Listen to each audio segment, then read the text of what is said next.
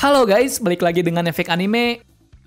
Chapter kali ini ada beberapa hal yang menarik nih guys. Yakni di pulau ini banyak hal yang sangat misterius yang belum pernah dilihat dalam dunia One Piece. Di mana pada pulau tersebut banyak suatu teknologi yang tak bisa dibayangkan. Lantas bagaimana pulau ini bisa terbuat? Sebelum kita menuju ke topik utama, jangan lupa untuk klik tombol subscribe dan nyalakan lonceng notifikasinya agar selalu mendapatkan update seputar informasi anime dari kami.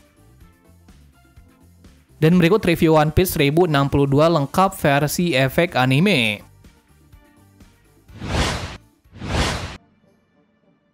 Awal cerita kita mulai dulu dari lanjutan cover page Germa. Di sini terlihat sangat jelas pulau coklat telah menjadi es salju oleh suatu peristiwa. Lantas siapakah orang yang bisa melakukan hal ini? Jawabannya ada di beberapa cover page Germa sebelumnya, yakni pada cover 2 penyusup. Cover tersebut menjelaskan ada 2 penyusup sedang menginvasi Pulau Kokoa. Pada saat itu kami mengira itu adalah kelompok Kurohige yaitu Devon dan Van Augur. Setelah melihat fakta ini kita bisa menyimpulkan bahwa orang tersebut bisa jadi Aokiji. Nah, apakah mungkin itu adalah Aokiji? Kita nantikan saja lanjutan ceritanya. Kemudian kita masuk ke panel pertama. Panel ini masih melanjutkan cerita sebelumnya. Yang mana sebelumnya ada seorang gadis keluar dari robot raksasa itu mengklaim bahwa dia adalah Vegapunk. Jelas akan fakta tersebut membuat Franky dan lainnya sangat terkejut. Bagaimana mungkin mereka bisa bertemu dengan Vegapunk di momen yang tak terduga ini? Nah, yang paling senang di sini adalah Franky. Alasannya sudah pasti, dia sudah melihat beberapa karya menarik dari Vegapunk selama 2 tahun lamanya di Baltimore. Jadi dia pun tidak terkejut melihat keanehan di pulau ini. Tepat sekali, yang senang bukan Franky saja. Usopp dan Sanji sangat bersemangat sekali hari ini. Tentu saja bersemangat dikarenakan Sanji melihat seorang gadis cantik di hadapannya. Sebaliknya dari sisi Robin langsung mewaspadainya. Alasan kenapa Robin bersiaga ialah bahwa sosok Vegapunk yang ia tahu bukanlah seorang wanita, melainkan seorang laki-laki dengan umur tidak muda lagi. Lalu gadis itu baru mengungkapkan kalau dia bukanlah Vegapunk yang sebenarnya. Ia adalah Punk 02 Lilith. Yakni dia adalah buatan Vegapunk dengan tanda nomor 2. Tugasnya di sini adalah mencari uang dan merampas harta dari bajak laut yang datang. Sekarang Lilith akan mengambil harta yang dimiliki oleh bajak laut topi jerami. Pastinya hal ini membuat Nami sangat terkejut. Kenapa dia menolongnya dan lantas kenapa sekarang Lilith malah mau menjara Thousand Sunny? Ternyata alasan Lilith mengangkat Sunny dikarenakan kapal ini bisa melewati wilayah laut ini. Lantaran jarang sekali kapal bajak laut bisa melintasi wilayah ini. Kemudian di salah satu panel kita dilihatkan sesuatu yang mengejutkan. Di mana Lilith bisa mengendalikan monster laut yang sangat besar untuk siap menghancurkan bajak laut topi jerami. Ternyata itu bukan monster laut biasa, melainkan sebuah cyborg yang dibuat sedemikian rupa menyerupai monster laut. Melihat hal itu tidak membuat Franky ketakutan, malah dia sangat bersemangat lagi untuk melihat karya-karya menarik di pulau ini. Selanjutnya tak lama dari situ Lilith mendapat panggilan dari seseorang. Orang ini bernama Shaka. Entah siapa orang ini, satu hal yang pasti dia memarahinya karena dia menjara lagi. Seharusnya seorang ilmuwan tidak harus melakukan hal ini. Lilith menjelaskan bahwa yang melakukan ini agar bisa mendapatkan anggaran untuk labnya. Shaka juga mengatakan untuk tidak meremehkan bajak laut ini. Lantaran bajak laut topi jerami dikenal dengan tipe tidak akan menyerah. Mereka juga sudah menjadi Yonko beberapa hari yang lalu. Di sini Lilith sudah mengetahuinya, maka dari itu dia ingin menjarah bajak laut ini. Disitulah Shaka memberi nasihat kepada Lilith untuk tidak main-main dengan bajak laut ini.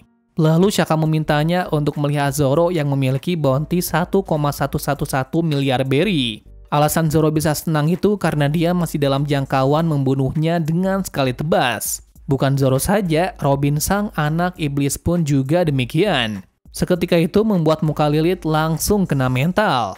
Disitulah Lilith baru menyadari kalau dia sudah lengah saat melihat 2 idiot di kapal itu. Yang dimaksud Franky dan Sanji. Kemudian Zoro dengan sangat gagahnya langsung menegaskan bahwa dia memiliki suatu permintaan. Entah apa permintaan dari Zoro, satu hal yang pasti Shaka menerimanya, mengingat dia tertarik dengan bajak laut itu.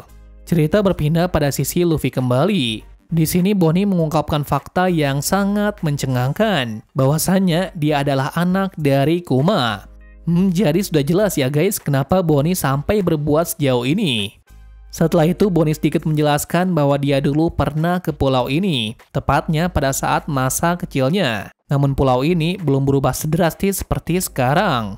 Tujuannya bertemu dengan Vegapunk sekarang agar bisa menyembuhkan ayahnya kembali. Dengan begitu, ayahnya bisa hidup seperti dulu lagi. Mendengar hal itu, Jinbei merasa terharu dengan kisahnya. Sembari menceritakan masa lalunya, mereka melewati suatu tangga menuju ke suatu tempat. Sesampainya di atas, mereka melihat sesuatu yang tidak bisa dibayangkan sebelumnya. Terlihat jelas di hadapan mereka banyak sekali teknologi canggih yang belum mereka lihat. Tak hanya itu saja, banyak sekali robot dan monster raksasa berada di pulau ini. Seperti biasa, Luffy berbuat ceroboh lagi dan keluar dari rencana. Malah dia langsung mencoba masuk ke dalam mulut monster raksasa sampai dimakan. Namun secara tiba-tiba dia langsung keluar dari belakang leher monster itu. Entah bagaimana hal itu bisa terjadi, yang pasti itu adalah teknologi dari pulau ini yang biasa dikenal dengan hologram. Tak lama berselang, Luffy, Bonnie, dan Chopper melihat suatu benda aneh seperti makanan di depan mereka. Lantas akan hal itu mereka pun langsung menerjang makanan tersebut. Naasnya mereka bertiga tidak bisa menyentuh makanan itu sama sekali. Akan hal ini membuat Luffy dan Chopper merasa sangat muak dengan pulau Egghead ini. Sampai-sampai Luffy berpikir apakah dia sudah mati. Dari situ pula Bonnie baru menyadari bahwa semua ini adalah gambar 3 dimensi yang dibuat oleh cahaya. Dia mengetahuinya lewat komik fiksi ilmiah yang dibacanya. Mendengar hal itu, Luffy sangat marah sampai menampakkan wujud Gear 5-nya. Nah, apakah Oda sengaja memperlihatkan wujud Luffy dalam nikahnya pada saat momen-momen konyol seperti ini? Sepertinya ada alasan lain kenapa Oda memberikan sebuah clue semacam ini. Yakni Oda sudah membuat Luffy sudah bisa masuk mode Gear 5 kapanpun dia mau. Jadi artinya Luffy sudah bisa menguasai kekuatan Awakening-nya, yang mana kunci untuk memasuki mode tersebut di saat Luffy merasa bebas. Balik lagi ke cerita. Sekarang mereka berfokus kepada tombol-tombol aneh di depannya, yang mana di situ ada menu makanan yang tersedia. Namun di sini mereka tidak langsung memakainya dikarenakan bisa saja alat itu hanya hologram saja. Di sini pula Jinbei baru menyadari bahwasannya kenapa sisi kota dan sisi pulau memiliki suhu yang berbeda.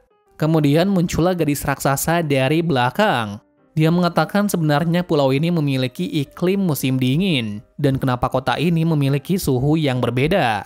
Alasannya di tempat ini telah diatur ke mode tropis.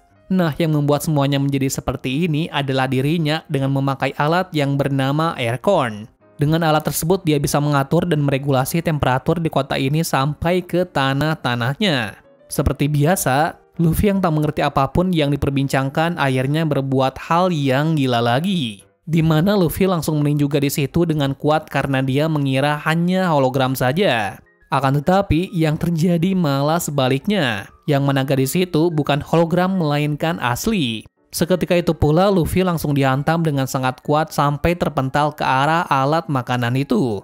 Saat Luffy terkena alat makanan itu, Luffy tidak jadi marah, dikarenakan alat tersebut langsung memunculkan makanan cepat saji dalam 1 detik berselang. Yang mana Luffy, Chopper, dan Bonnie langsung menyikatnya karena rasa laparnya yang tak terbendung. Saking enaknya, mereka sampai memunculkan makanan beberapa kali. Dan menariknya di sini ialah alat makanan tersebut bisa memunculkan berbagai makanan seperti apa yang diminta. Ternyata yang membuat ini adalah gadis raksasa tersebut, di mana alat tersebut sangat mirip seperti vending machine, yakni memasak tanpa awak. Gadis ini menjelaskan bahwa sangat sulit untuk membuat massal alat ini, dikarenakan blueprintnya sangat sulit, mengingat hanya dia saja yang bisa memahami cetak birunya tersebut. Namun lain lagi jika ada orang yang bisa mengerti paham dari blueprint alat ini. Lalu tak hanya itu saja yang menarik dari gadis ini, tetapi dia juga memiliki kekuatan yang sangat aneh, di mana dia bisa memukul raksasa hologram tersebut. Ternyata jawabannya ada di sarung tangannya yang bernama Photoniku, membuatnya memungkinkan untuk berinteraksi fisik dengan cahaya. Tanpa basa-basi, Jinbei langsung bertanya siapakah dirinya sebenarnya. Gadis itu menjawab dia adalah Vegapunk dengan memiliki nomor 06, biasa dikenal dengan Atlas. Jelas sekali Bonnie langsung berpikir bahwa dia bukanlah Vegapunk yang asli, mengingat Vegapunk bukan seperti dia. Lanjut pada panel terakhir, tepatnya cerita berpindah ke lautan dunia baru. Saat ini kita dilihatkan kapal angkatan laut sedang menuju ke suatu tempat. Di dalam kapal itu, secara mengejutkan ada 3 anggota CP0 yaitu Lucci, Kaku, dan Stacy. Ternyata mereka sedang menjalankan tugas yang sangat besar, yakni menuju ke tempat dari Vegapunk untuk membunuhnya. Di situ baru terungkap bahwa Vegapunk sangatlah jenius dan cerdik, yang mana untuk membunuhnya maka harus menggerakkan armada yang kuat. Dikarenakan Vegapunk telah menciptakan suatu hal yang tak masuk akal, di mana dia membagi dirinya menjadi 6 orang yaitu Shaka, Lilith, Edison, Pythagoras, Atlas, dan York. 6 orang ini memiliki kejeniusan dan kekuatan khusus masing-masing seperti namanya. Jadi melawan Vegapunk bukanlah hal yang mudah. Malahan melawan orang yang jenius sangatlah menyusahkan. Sebab dari itulah dia membawa mainan besar ini agar bisa membunuh Vegapunk. Nah, yang dimaksud mengembalikan mainan ini adalah Seraphim Kuma. Lantas seperti apakah kekuatan dari Kuma model Seraphim ini? Satu hal yang pasti akan sangat epik jika nantinya Seraphim Kuma bertemu dengan Bonnie di pulau tersebut. Well, itu saja untuk review One Piece chapter 1062. Pada chapter ini banyak sekali hal menarik yang bisa dibahas lagi. Kenapa baru sekarang Vegapunk diincar oleh pemerintah dunia? Kita bahas saja di video selanjutnya. Terima kasih sudah menonton video ini dan sampai jumpa di video selanjutnya.